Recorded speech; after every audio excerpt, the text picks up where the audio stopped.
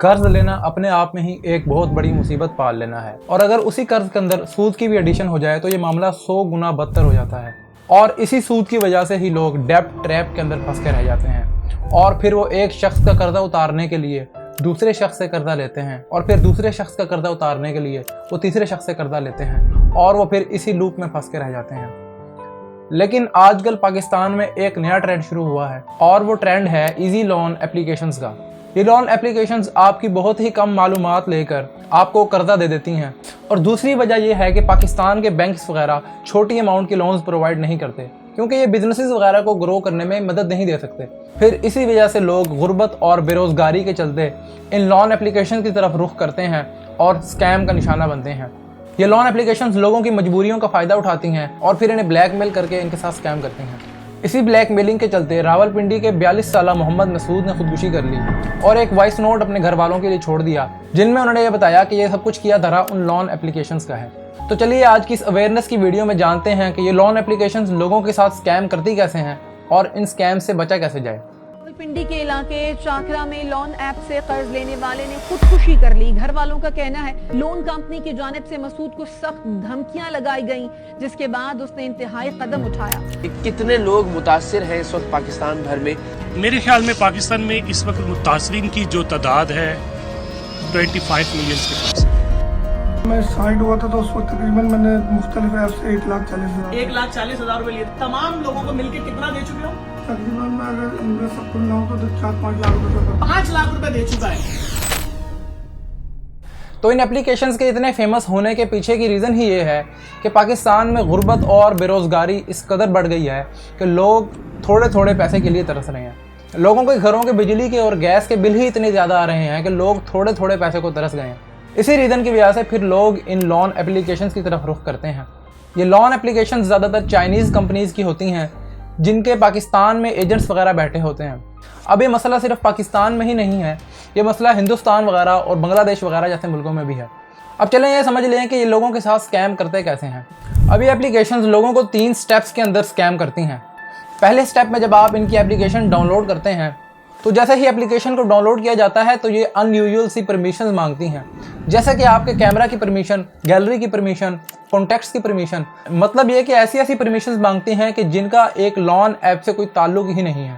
फिर उसके बाद वो ज़रूरतमंद शख्स इस एप्लीकेशन के अंदर अपनी डिटेल्स डालता है, जैसे कि शनाख्ती कार्ड, नाम वगैरह, और फिर इस एप्लीकेशन में कर्जे के लिए अप्लाई कर देता है और तकरीबन 12 घंटों के बीच में उसको कर्जा दे दिया जाता है। अब ये कितनी अच्छी बात है कि ये सिर्फ 12 घंटों के अंदर आपको कर्जा दे देती हैं। लेकिन मसला तब आता है कि जब इन एप्लीकेशन से कर्जा लिए हुए आपको 1 हफ्ता गुजरता है। अब बेशक रकम आपने कोई 2 महीने बाद, 3 महीने बाद, बेशक 6 महीने बाद वापस अदा करनी हो, लेकिन आपको इनके एजेंट का सिर्फ हफ्ते बाद ही फ़ोन आ जाता है और वो फिर आपको पैसे वापस करने का कहने लगता है। और अगर आप उसको बताएं कि जी मैंने तो पैसे 6 महीने बाद वापस करने हैं, फिर इस पर वो आपको ब्लैकमेल करेगा और आपको धमकियां लगाएगा। और फिर दूसरे स्टेप में ये ब्लैकमेलिंग स्टार्ट कर देते हैं और ये फिर आपको धमकियां लगाते हैं कि हम तुम्हारे रिलेटिव से, तुम्हारे रिश्तेदारों को फ़ोन करेंगे और उनको बताएंगे कि तुमने हमारा कर्जा खा लिया है। और फिर अगर आप इसके बाद भी उनको कर्जा वापस करने पर नहीं राज़ी होते तो ये तीसरे स्टेप पर आते हैं। या फिर आपके रिलेटिव, रिश्तेदारों वगैरह को एक व्हाट्सएप के ग्रुप में ऐड कर देते हैं, फिर उसमें आपकी गैलरी की प्राइवेट पिक्चर्स वगैरह शेयर करने लग जाते हैं। अक्सर केसेस में तो ये एप्लीकेशंस आपकी गैलरी की उठाई हुई पिक्चर्स को फोटोशॉप करती हैं और फिर उनको बिल्कुल ही गंदा और बेरहना बनाकर ग्रुप्स वगैरह में शेयर करने लग जाती हैं। और कुछ केसेस में तो ये भी देखा गया है कि कई लोग जिन्होंने ये एप्लीकेशन डाउनलोड की और इसके अंदर सिर्फ अपनी डिटेल्स ही डाली थी और किसी कर्जे वगैरह के लिए अप्लाई नहीं किया था, उनको ऑटोमेटिकली कर्जा दे दिया जाता है और फिर यही पूरा साइकिल चलने लगता है। अब मोहम्मद मसूद के केस में ये हुआ कि इन्होंने एक एप्लीकेशन से 13,000 रुपए का कर्जा लिया और वो कर्जा उन्होंने कुछ महीने बाद वापस करना था, मगर उनको हफ्ते बाद ही एजेंट की तरफ से फ़ोन आता है और वो कर्जा वापस मांगने लगता है। तो फिर वो इस कर्जे को एक्सटेंड करवाते हैं और दूसरी एप्लीकेशन से कर्जा ले लेते हैं और वो दूसरी एप्लीकेशन से तकरीबन 22,000 रुपए कर्जा लेते हैं और पहली एप्लीकेशन का कर्जा उतारते हैं।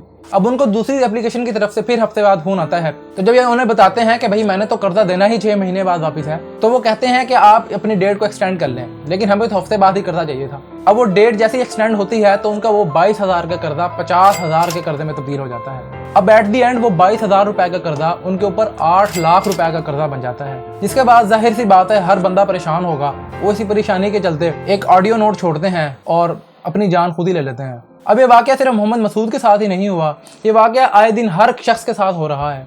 जून 2023 के एक ARY के शो सरेआम में भी इन लोन ऐप्स के विक्टिम्स के इंटरव्यू लिए गए और उनमें भी यही सेम बातें थी कि जब उन्होंने लोन लिया उसी के एक हफ्ते बाद उनको फ़ोन आया और फिर उन्होंने ब्लैकमेलिंग करना स्टार्ट कर दी। अब बात ये आती है कि इसका सोल्यूशन क्या है और इनसे बचा कैसे जाए।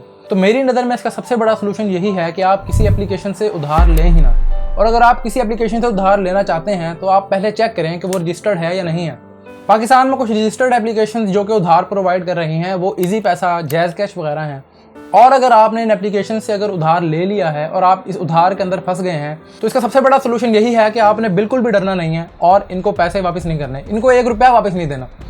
ये बहुत बड़ा माफिया चला हुआ है और इसको कंट्रोल करना बहुत ही मुश्किल है, क्योंकि अगर गूगल इनकी कोई एक आध एप्लीकेशन बंद भी कर देता है तो ये नाम चेंज कर दोबारा वापस आ जाते हैं। और ज़्यादातर इन फेक एप्लीकेशंस वगैरह की वेबसाइट वगैरह भी नहीं होती। तो अगर आप कोई लोन या फिर कर्जा वगैरह लेने लगे हैं तो ज़रा ये ज़रूर चेक कर लीजिएगा। अल्लाह हाफिज़।